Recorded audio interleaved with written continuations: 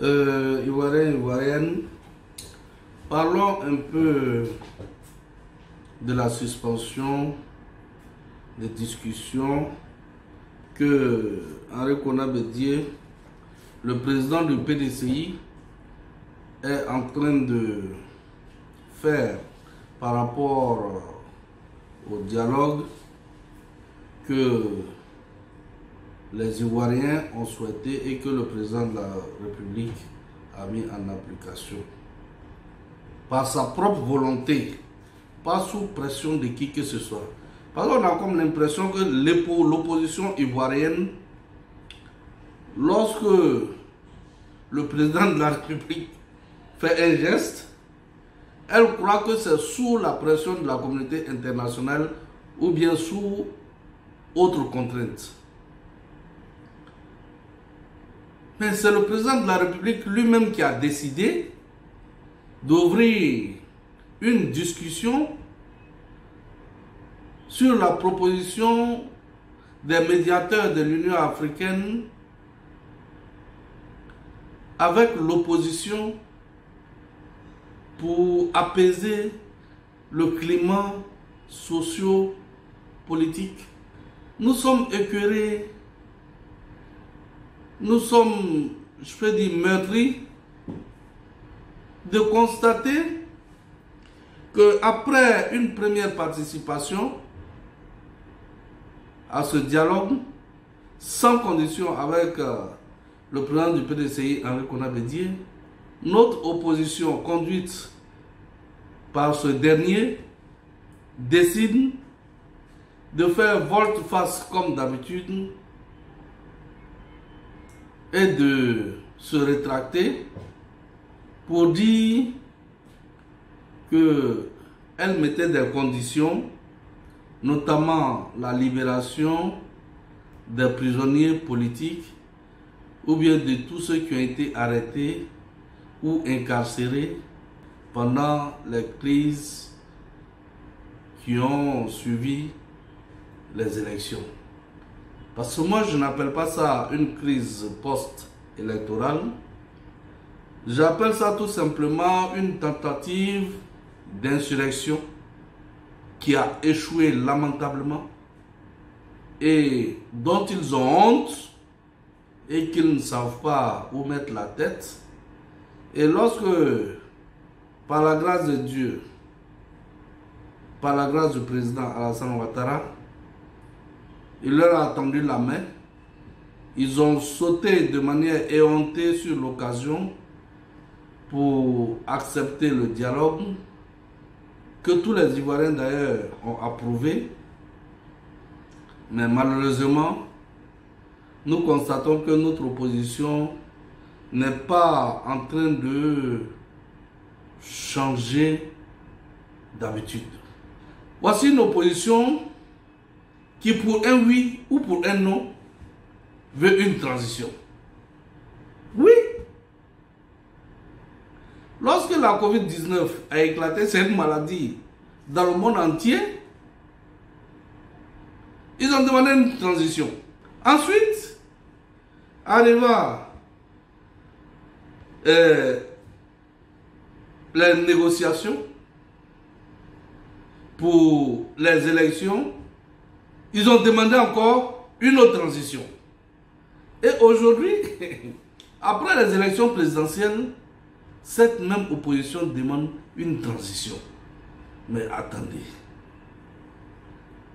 Nous comprenons que notre opposition, sincèrement, n'a pas la culture d'opposition. Lorsqu'on veut faire la politique, on se donne les moyens de travailler dans les bases et d'aller à des élections pour les gagner et prétendre gouverner le pays. Oui. Et que ça ne respecte aucune condition et que ce ne sont pas des élections politiques. Ok. Donc ils ont déjà approuvé les élections. Oui. Donc le président Ouattara a vu ses amis libéraux, eux aussi qui sont venus faire une déclaration pour dire tout s'est bien passé. Oui. Mais en fin d'après-midi, l'ambassade de la Grande-Bretagne les a désavoués pour dire que ceux qui sont venus parler pour Ouattara. Oui. Donc ça veut dire que sur le plan international et autres, voilà, l'homme est isolé. Reçu. Voilà, donc il fera ce qu'il pourra faire, continuer à commettre ses actions et autres. Oui. Mais bon, sa fin n'est pas proche parce que sa fin est proche parce qu'à partir de demain, on a le gouvernement de transition qui se met en place. Oui.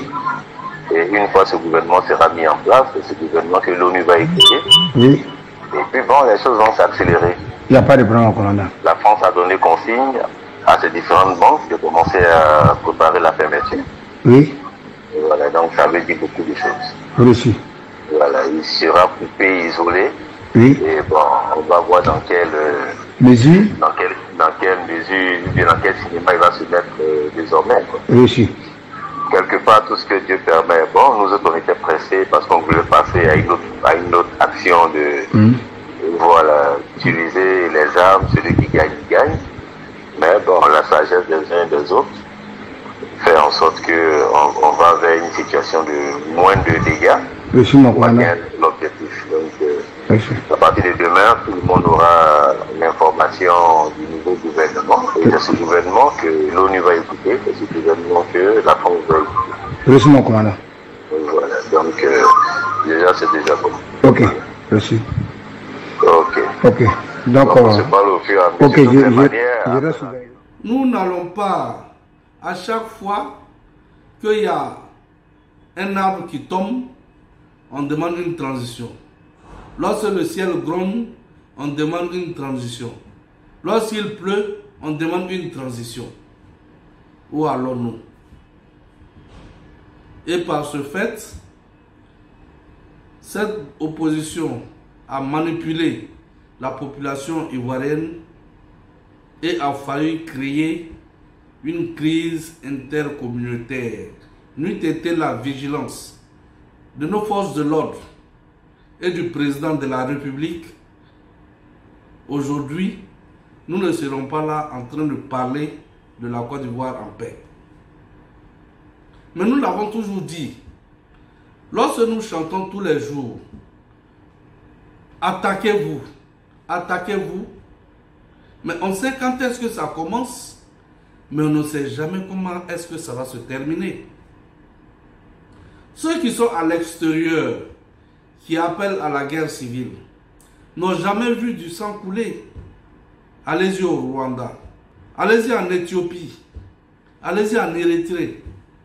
Vous allez voir qu'est-ce qu'on appelle la guerre civile. Sincèrement, j'appelle nos opposants à la retenue et à la prise de conscience. Dans un pays moderne, le respect de la loi est sacré. Et un homme politique responsable qui veut être utile à son pays doit d'abord respecter les lois les institutions.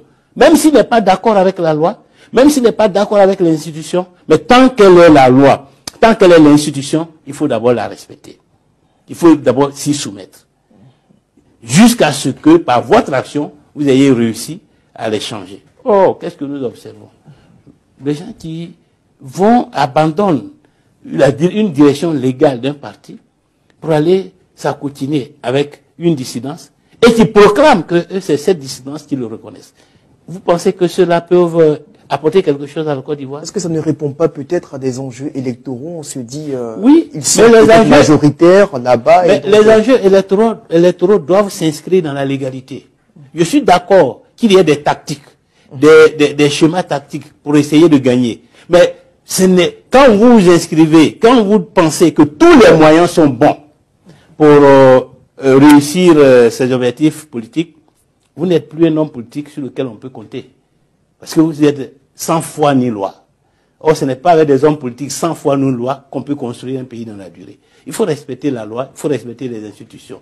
Et c'est pour cela qu'il ne faut pas se précipiter dans les bras de ce genre d'organisation. Parce qu'ils ne peuvent pas incarner l'avenir. Ils mènent des politiques pour se repositionner eux-mêmes et non pour refonder la Côte d'Ivoire. Non pour rebâtir la Côte d'Ivoire. Or, nous nous inscrivons dans la reconstruction, dans la renaissance de la Côte d'Ivoire. Donc, les principes nous paraissent importants. Les idéaux nous paraissent importants. Et non, cette politique consiste à s'associer avec n'importe qui, n'importe comment, Tout simplement parce qu'on a envie d'être président. Et j'appelle encore une fois de plus les jeunes Ivoiriens à ne pas se laisser manipuler. Nous, le réseau des jeunes cadres du RHGP, avec certains Ivoiriens épris de paix, nous avons parcouru toute la Côte d'Ivoire pour chanter l'hymne de la paix, pour demander aux jeunes de ne pas se laisser manipuler. Mais hélas, dans chaque camp, il y a des irréductibles. Il y a certains qui n'ont pas voulu comprendre notre message. Ils ont applaudi lorsqu'on était là. On a fêté ensemble, on a mangé ensemble. Et dès qu'on a donné d'eau, ils ont écouté les distributeurs de 50 000, 20 000 et les distributeurs de machettes et des fusils calibre 12 pour aller à la chasse à l'homme. Mais ça, considérons que c'est passé. Considérons ça comme un passé douloureux et malheureux pour la Côte d'Ivoire. Et un passé sur lequel nous ne devons plus revenir. La Côte d'Ivoire a trop souffert. Nous les Ivoiriens, on a trop souffert.